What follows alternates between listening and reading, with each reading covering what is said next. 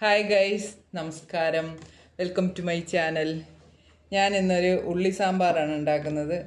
വെറും ഉള്ളി സാമ്പാറല്ല, കീറ്റോ ഉള്ളി സാമ്പാർ. കാരണം ഈ കീറ്റോക്കാർക്കും എല്ലാം ഇറച്ചി, മീൻ, ബീഫൊക്കെ ഉള്ളൂ, അല്ലാതെ വേറെ ഭക്ഷണമൊന്നുമില്ല എന്ന് പറഞ്ഞിട്ട് ഏതോ അദൃശ്യ ശക്തികളൊക്കെ ഇങ്ങനെ ഭയങ്കരമായിട്ട് ആക്ഷേപിച്ചൊക്കെ സംസാരിക്കാറുണ്ട്. അതിനെക്കുറിച്ചൊന്നും അറിയാത്ത ആൾക്കാർ ആധികാരികമായിട്ട് സംസാരിക്കാറുണ്ട്. അതുകൊണ്ട് ഞാനിന്ന് കീറ്റോ സാമ്പാറാണ് ഉണ്ടാക്കുന്നത്. അപ്പോൾ ഇങ്ങനെ കളിയാക്കുന്നവരും കൂടെ കണ്ടോളൂ, കീറ്റോ സാമ്പാർ എങ്ങനെയാണ് ഉണ്ടാക്കാൻ പോകുന്നത്. ശരി വേള ഞങ്ങൾ എല്ലാവരും കണ്ട്.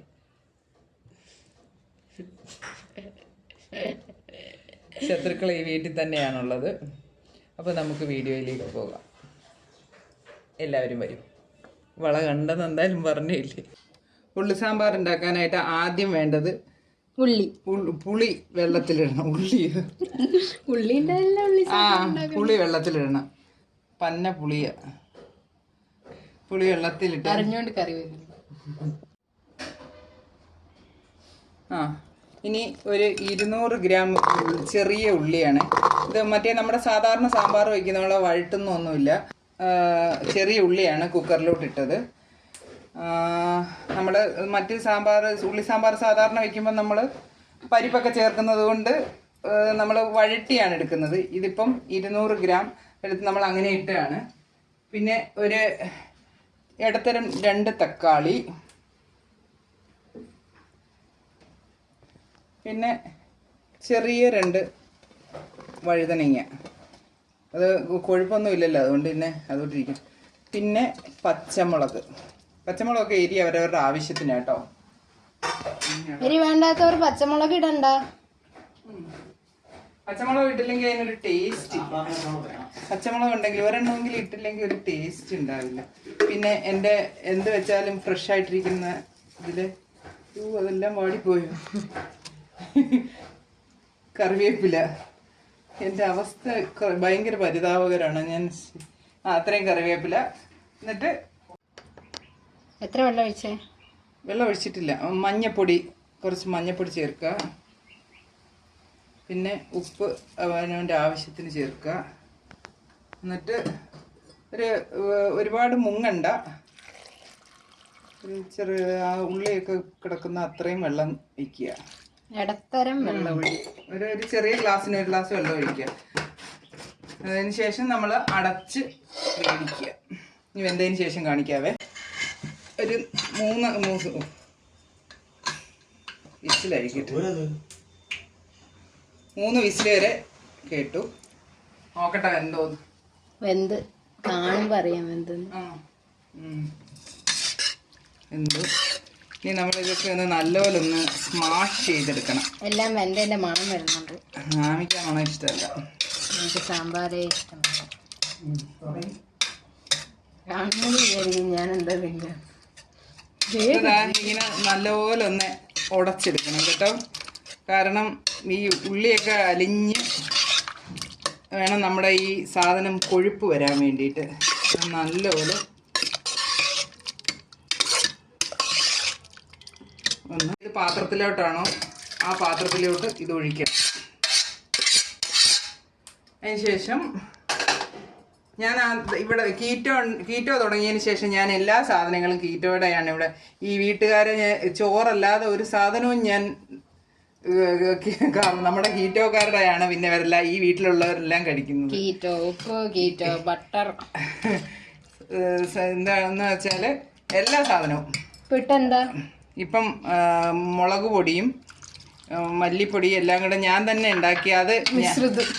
ഞാൻ തന്നെ ഉണ്ടാക്കിയൊരു സാമ്പാർ പൗഡറാണ്. പുളിവെള്ളമാണ് ഇപ്പോൾ ഒഴിച്ചത്. പിന്നെ നമുക്ക് എത്ര കൊഴുപ്പ് വേണം, എത്ര വെള്ളം, പുളിവെള്ളത്തിൻ്റെ കുറച്ച് 2ാം പാലെന്നൊക്കെ പറയുന്ന പോലെ 2ാം പുളിവെള്ളമാണ് ഒഴിച്ചത്. അപ്പം എല്ലാം കൂടെ ഈ ഒരു അളവിലായിട്ടുണ്ട്. അങ്ങനെ നമ്മുടെ കീറ്റോക്കറി ആർക്കും ഒറ്റപ്പെടുത്താനൊന്നും പറ്റത്തില്ല. ഈ വീട്ടിലുള്ളവർക്കൊക്കെ ചോറ് ഒഴികെ ബാക്കിയെല്ലാം ഞാൻ കീറ്റോക്കറികളാണ് വയ്ക്കുക. പിന്നെ ചിലപ്പോഴൊക്കെ ഓണത്തിനൊക്കെ മാത്രം, ഓണം വിഷുവിനൊക്കെ മാത്രമേ ഉള്ളൂ സദ്യ. നല്ല അത് എൻ്റെ ഫ്രണ്ട്സിനൊക്കെയും കൂടെ കൊടുക്കേണ്ടത് കൊണ്ട് ഞാൻ കുറച്ച് ലാവിഷായിട്ട് വയ്ക്കും. ഇനി ഉപ്പും പുളി അടിപൊളി സാമ്പാർ ആയിട്ട്. 1 ഇത്തിരി ഉപ്പും കൂടെ വേണം. ചൂടാക്കില്ലേ? ഇനി ചൂടാക്കണം. ഇനി ഒന്നുകൂടെ ഒന്ന് ചൂടാക്കണം. ഇനി ഒന്നുകൂടെ ഒന്ന് ഈ സാധനം എല്ലാം ഒന്ന് വേവണമല്ലോ നമ്മളിട്ട ഇത് പൊടിയെല്ലാം കൂടെ ഒന്ന്. ഇല്ലെങ്കിലും കുഴപ്പമില്ല, കാരണം ഞാൻ നന്നായി വറുത്ത് പൊടിച്ച പൊടികളാണ്. ഉലുവയും ജീരകവും. ഉലുവ കുറച്ച് തോനെ ചേർക്കണം, എങ്കിലേ കൊഴുപ്പ് വരും. പിന്നെ മല്ലി, മുളക് പൊടി കുറച്ച് ചേർത്താൽ മതി. അതിന് എരി കൂടുതൽ ആവശ്യമുണ്ട് പച്ചമുളക് ചേർക്കുക. അങ്ങനെ കീറ്റോ സാമ്പാറിന് കടുക് വറുക്കട്ടെ. നമ്മുടെ സാമ്പാർ തിളച്ചു. ഇനി ഇത് നമുക്ക് ഓഫ് ചെയ്തിട്ട് കടുക് താളിക്കാം. കടുക് താളിച്ചതിന് ശേഷമാണ് കായ ഇടുന്നത് കേട്ടോ. കടുക് താളിച്ചൊഴിക്കുന്നതിന് ജസ്റ്റ് മുമ്പേ എടുത്തോളൂ. അപ്പം നമുക്കിനി കടുക് താളിക്കാം.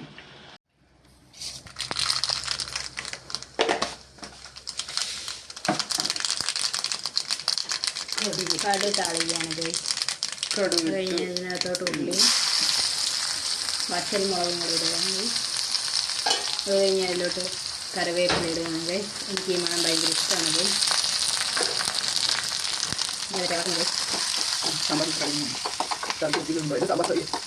സാമ്പാറിട്ട് കറിയാനായിട്ട് കളിക്കാൻ മതി. നല്ല മണം. കായം കൊടുക്കും. കായം ഇടും. ഇനി നമ്മൾ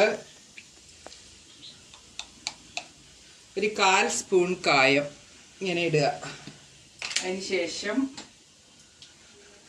ഈ കടുക് വറുത്ത സാധനം ആ കായത്തിൻ്റെ മേലേക്ക് ഇങ്ങനെ.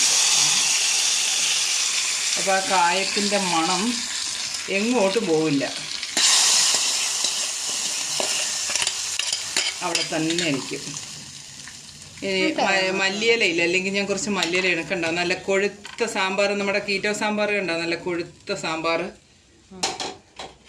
എടുക്കണോ?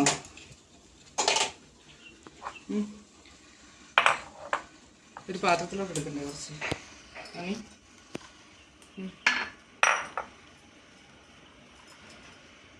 മല്ലിയിലയും കൂടെ ഉണ്ടായിരുന്നെങ്കിൽ എനിക്കിഷ്ടമല്ലാത്ത ലിസ്റ്റിലെ എല്ലാം സാമ്പാർ ഞാൻ കോരി കാണിക്കാം.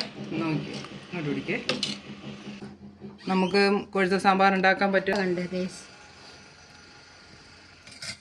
Sambar is ready. നല്ല മണമൊക്കെ ഉണ്ട് ഗൈസ്.